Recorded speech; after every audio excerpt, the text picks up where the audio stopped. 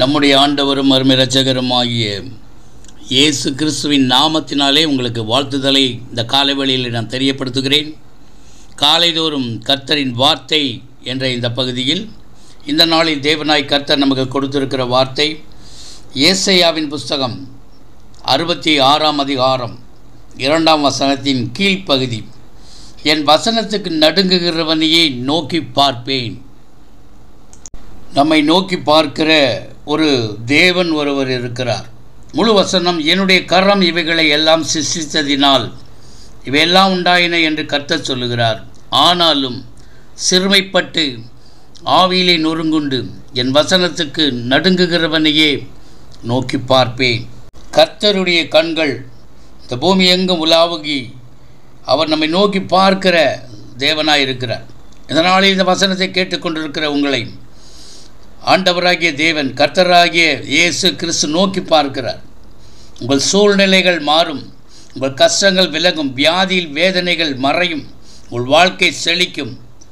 ஆனால் கர்த்தர் நம்மை நோக்கி பார்க்க நம்மில் சில குண அதிசயங்களை காண வேண்டும் என்று அவர் விரும்புகிறவராய் இருக்கிறார். கர்த்தர் நம்மை நோக்கி பார்க்கும்போது நம்முடைய சூழ்நிலைகள் மாறும், நம்முடைய கஷ்டங்கள் விலகும், நம்முடைய வியாதிகள் வேதனைகள் சஞ்சலங்கள் தவிப்புகள் போராட்டங்கள் மறையும், நம்முடைய வாழ்க்கை செழிக்கும், ஆசீர்வாதமாக இருக்கும். நம்மை நோக்கி பார்க்கும்போது அற்புதமான காரியங்கள் நம்முடைய வாழ்க்கையில் நடக்கிறது. கர்த்தர் உயர்ந்தவராக இருந்தும் தாழ்மை உள்ளவனை நோக்கி பார்க்கிறார். மேட்டிமையானவனையோ தூரத்திலிருந்து அறிகிறார். ஒரு பரிசேயனும் ஆயக்காரனும் ஜெபிக்கும்படி தேவ ஆலயத்துக்கு கடந்து போனார்கள். பரிசேயன், நான் மற்ற மனுஷரைப் போலவும் இந்த ஆயக்காரனைப் போலவும் இல்லை, ஆகையால் உம்மை ஸ்தோத்தரிக்கிறேன் என்றான். ஆயக்காரன் தூரத்திலே தன் மார்பிலை அடித்துக்கொண்டு, தேவனே, பாவியாகிய என்மேல் கிருபையாயிரும் என்றான். பரிசேயன் மற்றவர்களை பார்த்தான். அவர்களோடு தன்னை ஒப்பிட்டு பார்த்து தன்னுடைய மேன்மையை குறித்து அந்த ஆயக்காரனை பார்த்து தான் ஒரு நீதிமான் என்று சொல்லி தன்னைத்தானே அவன் பெருமை பாராட்டி கொண்டு திரும்பி போனான். தன்னை உயர்த்துகிறவன் எவனும் தாழ்த்தப்படுவான், தன்னை தாழ்த்துகிறவன் உயர்த்தப்படுவான் என்று இயேசு கூறினார். அந்த ஆயக்காரனை நீதிமானாக திரும்பி போனான் என்று நாம் வேதத்தில் வாசிக்கிறோம். தேவனாய கர்த்தர் நமக்கு இந்த ஆவியிலே நொறுங்குண்டவர்களை நோக்கி பார்க்கிற ஒரு கர்த்தராய் இருக்கிறார். நொறுங்குண்டதும் நறுங்குண்டதுமான இருதயத்தை கர்த்தர் புறக்கணிப்பதில்லை. இந்த நாளில் உபத்திரங்கள் வழியாக நாம் கடந்து செல்லும்போது சில உபத்திரங்கள் வழியாக நம்முடைய நண்பர்கள் விலகி போகலாம், குடும்பத்தார் கூட கைவிட்டு விடுவார்கள். ஆனால் இயேசு நம்மை விட்டு விலகாதவராய் இருக்கிறார். அவர் நம்மை நோக்கி பார்க்கிறார். தகப்பனும் தாயும் கைவிட்டாலும் நான் உன்னை கைவிடுவதில்லை என்று சொல்லியிருக்கிறார். நாயின் ஊரில் இயேசு வந்தபோது மரித்து போன ஒரு வாலிபனை அடக்கம் பண்ணும்படி கொண்டு வந்தார்கள். அவன் தன் தாய்க்கு ஒரே மகனாக இருந்தான், அவ்வளோ விதவையாக இருந்தாள்.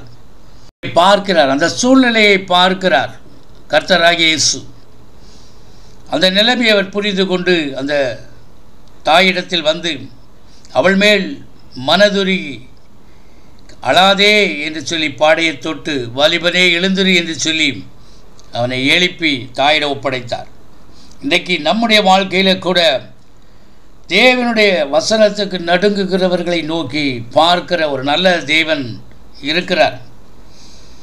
கர்த்தருடைய வசனம் இந்த நாளில் நம்மை பயமுறுத்துகிறதுக்காக அல்ல, தேவனுடைய வார்த்தைக்கு கீழ்ப்படிந்து நடக்கிறவர்களாக, பயந்து நடக்கிறவர்களாக மாற்ற கர்த்தர் இந்த வார்த்தைகள் நமக்கு தருகிறார். எஸ்ராவின் நாட்களில் அவன் கர்த்தருடைய வார்த்தையை போதித்த போது இஸ்ரவேலின் புருஷரும் ஸ்திரீகளும் பிள்ளைகளும் மகா பெரிய சபையின் ஜனங்களும் கர்த்தருடைய வார்த்தையை கேட்டு மிகவும் நடுங்கி பயந்து அழுது தங்கள் பொல்லாத வழிகளை விட்டு கர்த்தருக்கு நேராக திரும்பினார்கள். அங்கே ஆசீர்வாதத்தினால் அவர்கள் நிரப்பப்பட்டார்கள், மகிழ்ச்சியினால் நிரப்பப்பட்டார்கள். இன்றைக்கு நாமும் அப்படியாக தேவனுடைய வார்த்தைகளுக்கு கீழ்ப்படிவோம். என் வசனத்துக்கு நடுங்குகிறவனை நோக்கி பார்ப்பேன் என்று சொன்னவர் இந்த நாளிலே நம்மை நோக்கி பார்த்து நமக்கு ஒரு சந்தோஷத்தையும் சமாதானத்தையும் ஆசீர்வாதத்தையும் கொடுக்க நமக்கு போதுமானவராக இருக்கிறார். அந்த தேவனை நோக்கி பார்க்கிறது மாத்திரமல்ல, அவர் வசனத்தையும் கை கொண்டு அதன்படி வாழ்வோம். கர்த்தர் தாமே நம்மை ஆசீர்வதிப்பாராக. God bless you. God bless you.